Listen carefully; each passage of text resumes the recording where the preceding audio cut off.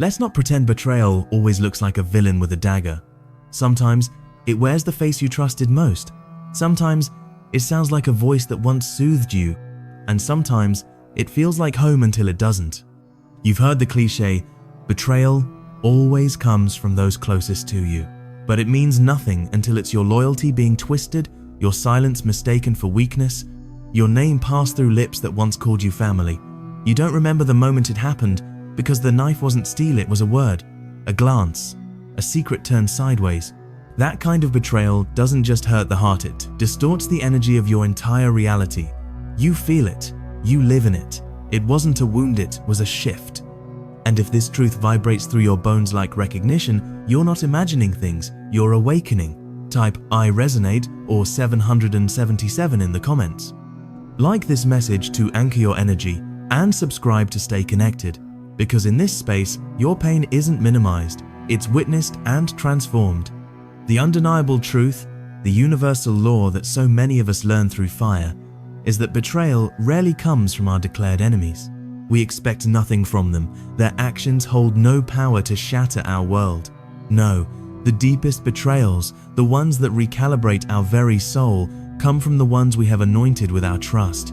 They come from the souls we have supported, the hearts we have defended, the people for whom we stood as a lighthouse in their darkest storms, even when no one else would. And when this betrayal hits, it doesn't just break your heart. That is far too simple a description for such a seismic event. It shatters something far deeper, something foundational to your existence. It shatters your view of people, your divine instinct to trust, your entire relationship with the reality you thought you knew. Suddenly, the lines blur, the ground beneath you feels like quicksand, and you begin to question everything. This is the initial chaos of the soul's deepest wound. The great philosopher Nietzsche understood this profound pain with an almost terrifying clarity. But he did not simply stop at acknowledging the agony. He dared to venture further, to dive into the murky depths of the human psyche, to ask the most crucial question, why? Why do they do it? What divine or earthly force compels someone to betray a person they once claimed to love, or at the very least, to respect? What is the alchemical process that turns a confidant into a conspirator, a friend into a foe? And that is the part of the story no one talks about. We are taught to believe that betrayal is a random act of cruelty, that some people are just born with a darkness in their hearts. We are told they are just evil. But Nietzsche didn't see it that way. His wisdom reveals a more complex, more tragic truth. He believed, and what many of us come to realize on our spiritual journey, is that betrayal is often not rooted in evil, but in a profound and festering insecurity. It is born from resentment, a poison they brew in the cauldron of their own soul. It is not an act of strength, but the ultimate act of weakness. Understand this, for it is a key to your liberation. People betray you when your strength, your very essence, silently exposes their weakness. They betray you when your personal growth, your evolution, makes them feel hopelessly stuck in their own self-imposed limitations. They betray you when your inner peace, your quiet alignment with your higher self, becomes a glaring spotlight that illuminates the chaos they have allowed to rule their lives. When you begin to shine, your light doesn't just illuminate your own path, it casts long, revealing shadows on theirs. And in those shadows, they see everything they have refused to confront. And the precise moment you no longer need them to validate your existence, the moment your soul declares its sovereignty, that is when they feel the most primal, the most desperate urge to destroy you. Not because you have done something wrong to them, but because by simply standing tall in your own divine light, you have reminded them that they are still crawling. This is the great cosmic irony, the painful paradox of personal awakening. It's not about you, it's about what you reflect. Your very presence, in its authentic and evolving state, can become a divine mirror. And this is not the kind of mirror that flatters or deceives. It is a mirror of absolute truth, the kind that reflects every unhealed wound, every compromise, every potential they have abandoned. When you grow, when you evolve, when you become calmer, wiser, and more self-contained, you don't even have to speak a word. Your energy, your vibration, highlights just how much they haven't deaf. When you stop seeking their validation, you reclaim your power. When you stop playing their exhausting emotional games, you step off the chessboard of manipulation. When you begin to embody the very freedom they can't seem to grasp, that is when the energetic shift happens. that is the moment the tables turn. And in that moment, they no longer feel connected to you. They feel threatened by you.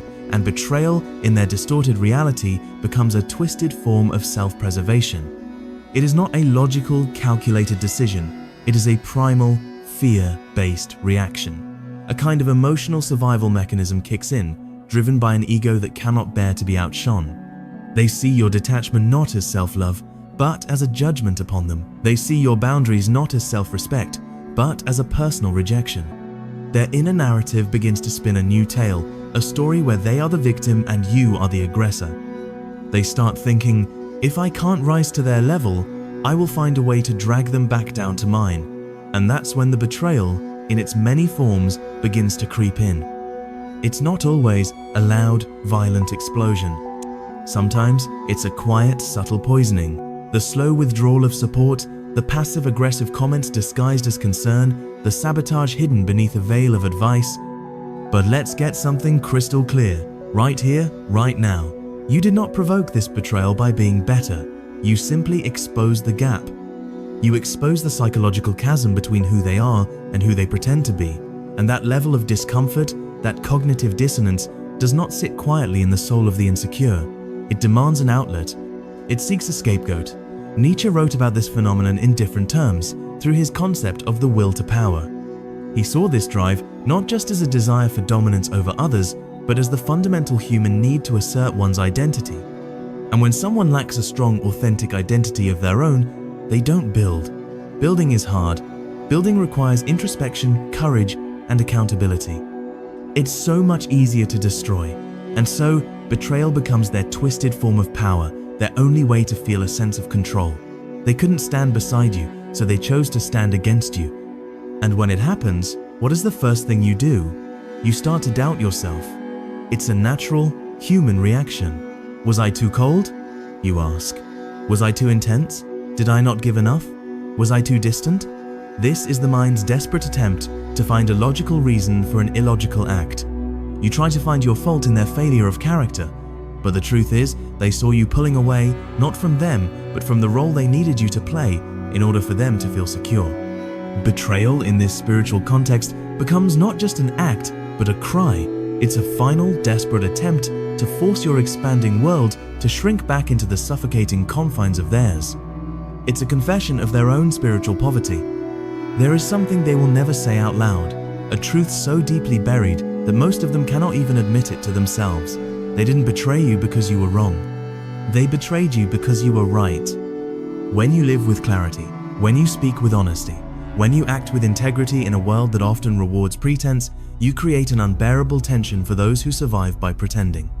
Your presence makes their carefully constructed excuses harder to believe, even for them. And that is an unbearable state for someone who has built their entire identity around those very excuses.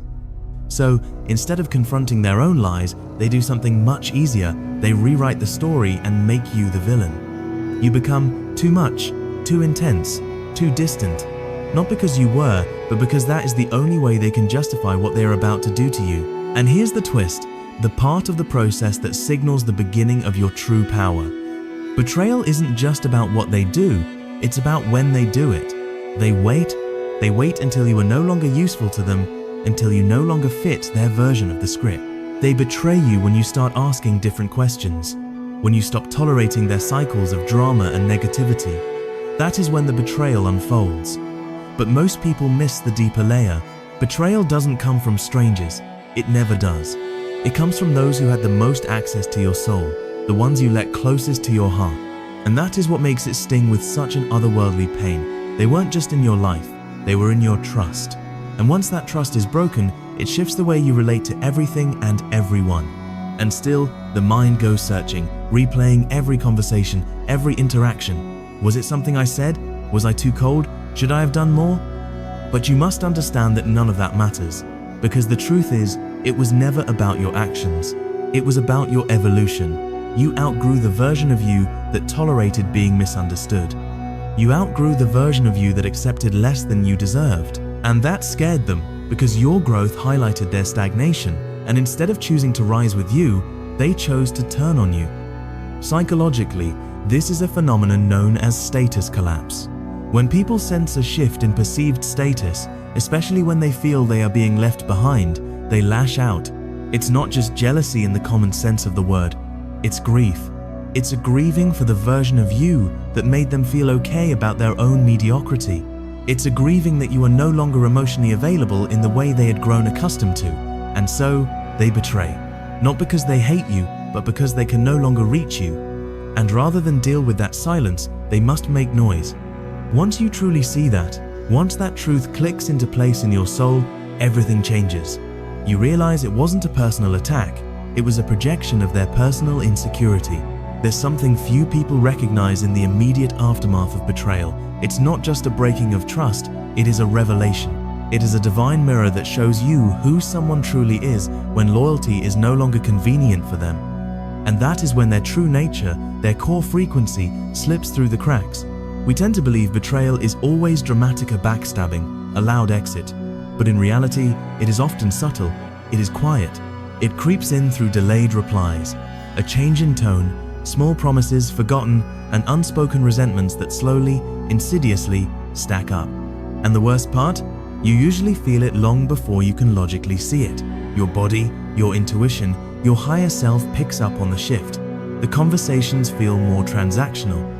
The energy doesn't feel the same. And when you speak, it feels like they are only half listening because, in truth, they are. They are listening for what they can use, not for who you are. Here's what most won't admit.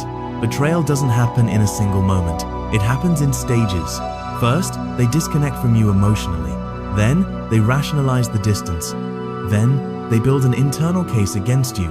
And by the time they actively betray you, they have already convinced themselves that you deserve it. And if you have ever been blindsided by someone, here is the truth you need to hear. It wasn't sudden. You just wanted so badly to believe they were who you hoped they were that you missed all the signs they were becoming someone else. That is not your failure. That is your compassion. But that compassion, when it is left unguarded, becomes the very crack they walk through. This is why Nietzsche once wrote that people don't want the truth. What they want is a reassurance that their illusions are valid. And if you stop feeding that illusion, you instantly become a threat. The moment you step out of the role they assign to you, the agreeable friend, the forgiving partner, the reliable fallback, you break their illusion of control. And that is when you will start to see their true face. They will call it betrayal on your end. They will say you've changed. But the reality is, they betrayed you the moment they needed you to be small so they could feel safe. Think about that. They didn't betray you because they were pushed away. They betrayed you because you stood in your power. You stopped shrinking. You stopped playing a role that made them feel better about their own limitations. And when someone's self-worth is built upon your silence, your boundaries will always sound like attacks. Your growth will always feel like abandonment. Your strength will always feel like rejection. This is why betrayal hurts so deeply. It doesn't just end a relationship. It reveals that some people only loved the version of you that they could use. What happens after betrayal is just as important as the betrayal itself, because here is what most people don't expect. It doesn't just change how you see them, it changes how you see yourself. You start to question everything, not just what they did, but why you allowed it for so long, why you overlooked the warning signs, why you explained away the weird gut feelings, why you gave someone so much of your time, your energy, your loyalty, without ever stopping to ask if they had the depth to hold it. But here is where the growth lives. Betrayal doesn't mean you were naive. It means you loved with an open hand. You believed in people because you wanted to see their best. You hoped that if you showed up real and loyal, they would meet you there. And that is not weakness, that is courage. Because in a world built on performance, being real is revolutionary. But realness comes with risk, and betrayal is part of that risk. Nietzsche wrote that the snake which cannot cast its skin has to die. He wasn't talking about reptiles, he was talking about us, about humans. If we do not shed what no longer serves us, whether it's beliefs, patterns, or people, we slowly die on the inside. So, as painful as betrayal is, it becomes the very force that wakes you up. It peels away your illusions, your blind loyalty, your people-pleasing habits, and what's left behind isn't bitterness, it's clarity. You begin to move differently. Not colder, just quieter, more discerning. You don't give everyone access anymore, not because you are afraid, but because you finally understand that not everyone deserves it. This is the point where the healing truly begins. Not when you forgive them, But when you forgive yourself for staying too long, for giving too much, for not listening to your own soul when it whispered, something's off. You see, betrayal doesn't just close a chapter, it rewrites your entire standard for who you let in. And while it might feel like a loss, what you gain is priceless. Self-trust, a sharper eye, a quieter heart, a deeper connection with yourself. And eventually, the pain fades, but the lesson stays, etched into your nervous system like a scar with wisdom, and you carry it not as weight, but as armor. Not to keep everyone out, but to make sure that next time, you only let in those who can actually meet you where you are. The strange thing is, betrayal doesn't just end something, it activates something. Something fierce, something focused, something that says, never again. You begin to rebuild, but this time you do it differently. Not out of fear, not out of bitterness, but from a place of inner clarity that can only come after you've seen the truth raw, unfiltered, and painful. You learn how to protect your peace without becoming hard. You learn how to say no without guilt. You stop over-explaining. You stop chasing closure from people who were never capable of giving you honesty in the first place. Because here is the most painful truth of all. Some people only treat you with respect when they feel they can't get to you anymore. It's the distance that wakes them up, not the kindness. It's the silence that echoes, not the words you beg them to hear.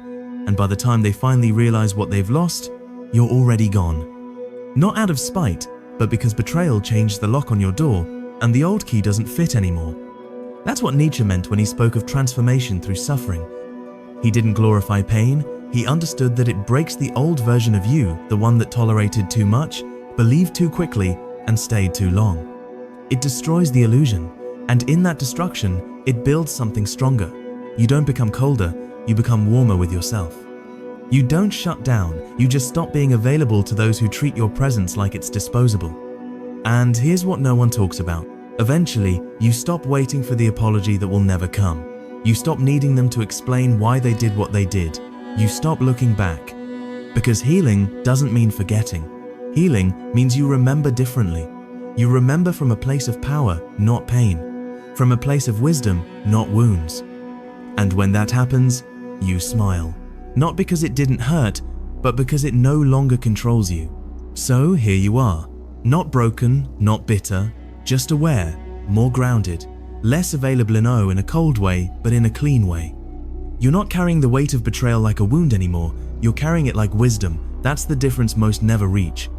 They stay stuck in the story, replaying the scenes, trying to rewrite the ending, but not you. You learn to walk out of that chapter without needing applause or revenge, just peace.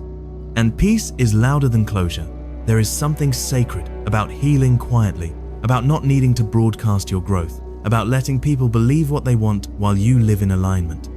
Because at some point, you stop explaining, you stop convincing, you stop inviting people to understand your side of the story, because you realize the people who get it never needed the explanation. And the ones who demand it were never really listening to begin with.